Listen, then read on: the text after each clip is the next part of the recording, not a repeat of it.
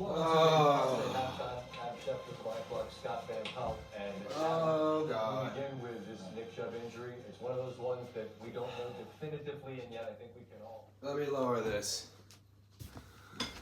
Are you guys, let's just start here, mate. Are you guys football fans? I know this is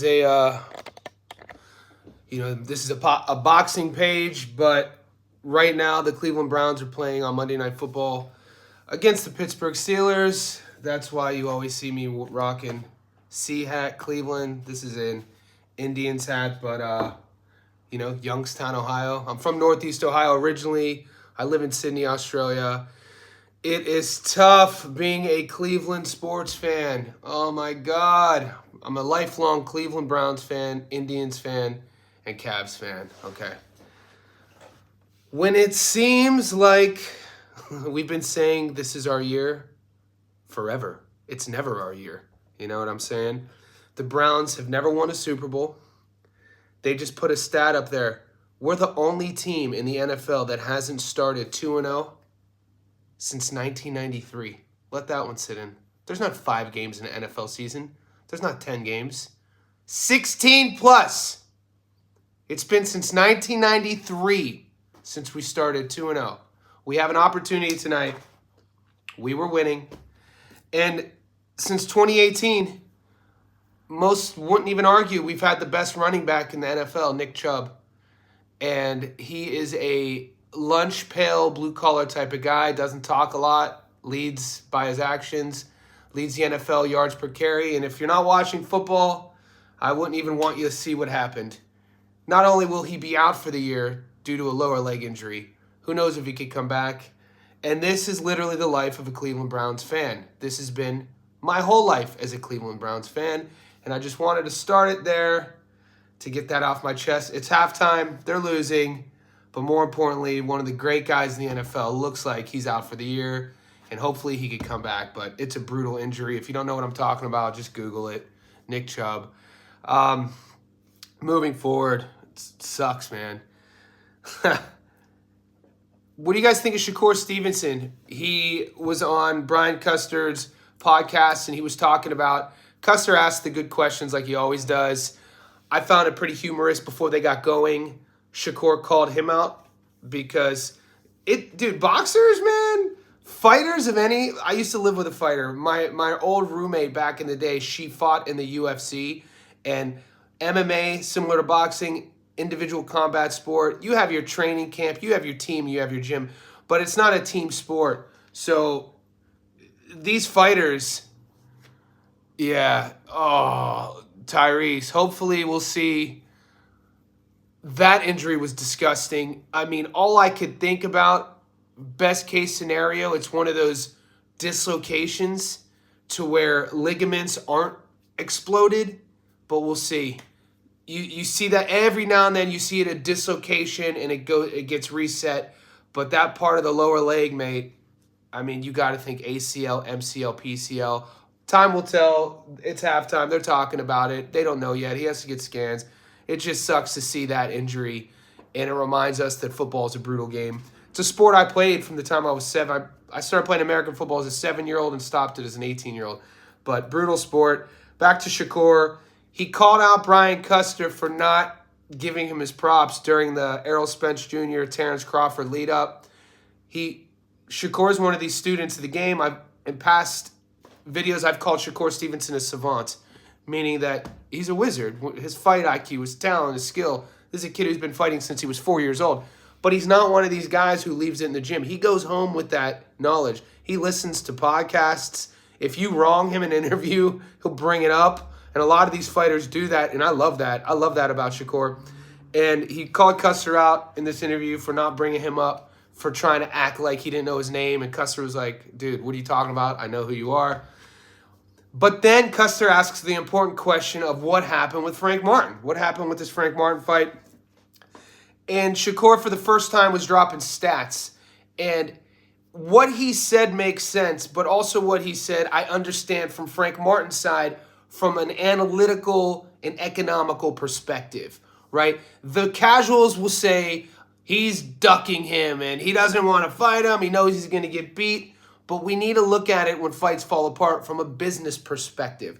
Put your accounting hat on. And Shakur, when he was answering Custer's question, unbeknownst to him, due to his high knowledge of the game, kind of made sense for Frank Martin to duck. He said, Frank Martin, the most he'd ever made in a fight was $250,000, $250,000, the most he had ever made. Shakur was offering him 4 times that. We're not mathematicians here, easy math.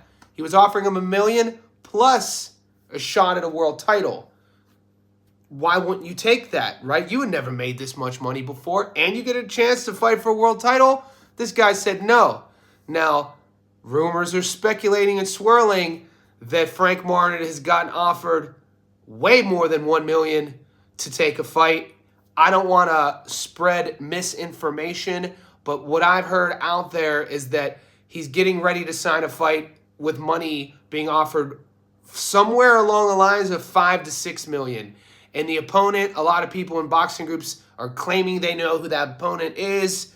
I'm not even going to say it I'm not a big fan of spreading misinformation, but that was the reasoning. And that reasoning makes sense. If a fighter says no to a fight, I'd like to side with the reasoning that it was due to either a better opportunity financially or a better opportunity analytically in regards to the guy's career. I think that's what happened.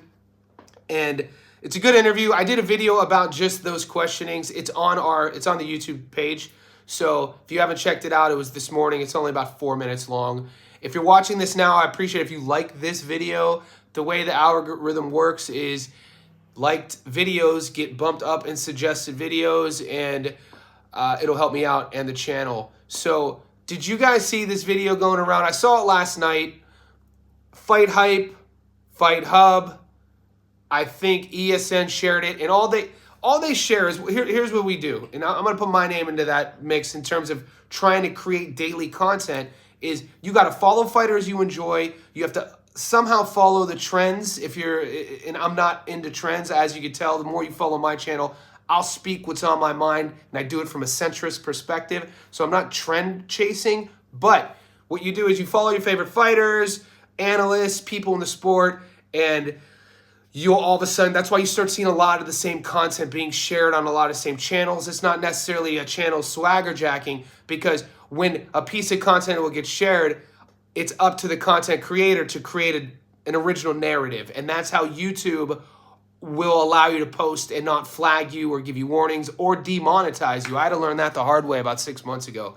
Is what they do is they'll demonetize you if they see you reusing content, but they don't tell you how to do it initially. You have to figure that out on your own, because you see a lot of these boxing channels, like the ones I mentioned, sharing the same interviews, sharing the same content, and some get away with it, some don't. Anyway, it's a video of Andre Ward in the gym, but not working out initially, playing ping pong. And this is why I bring it up, because it has to relate to boxing and the competitive side of that fighter spirit. And we all know how competitive fighters are. We all know how competitive Bud Crawford is. This video was making the rounds of Ward talking trash to his buddy who he just beat in ping pong at this public gym, it looked like. And then he called out Crawford, asked him where he was at, called out Shakur Stevenson, and requested them to give him a better challenge than the guy that he was playing.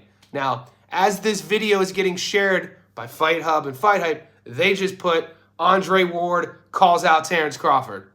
That is such horseshit, because that's not what happened. That's clickbait.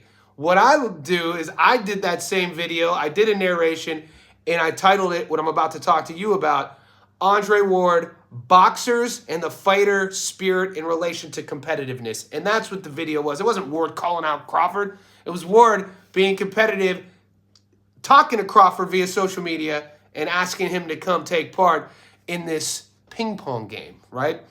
Now, and here's my point. An obsession to become a world champion is similar to an obsession to be successful at anything in life. It just, when you're a fighter, we like to think that the fight stops in the ring or the fight stops in the gym. We don't really get a good sort of understanding of who these people are, who these fighters are, if we don't know them personally. We only know them as the fighter.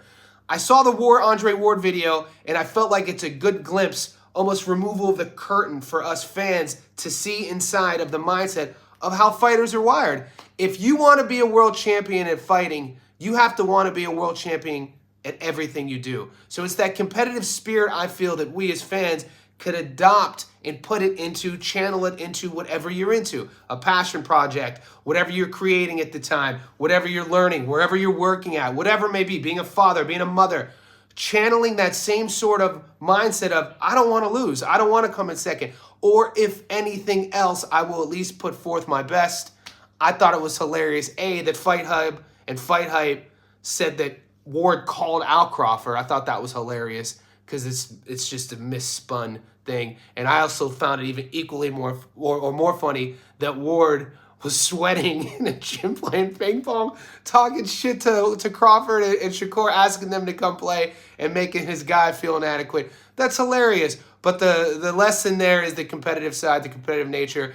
This entrepreneur once told me during an interview, Johnny, the only way to be successful is to be obsessed or be average. And that was the point. And from there, it is end of halftime. I'm going to hope that the Browns could somehow pull it out. Have empathy for me. I don't want sympathy because it's a sport that kids play. But be empathetic towards my pain of being a Browns fan. I'll be in touch, guys.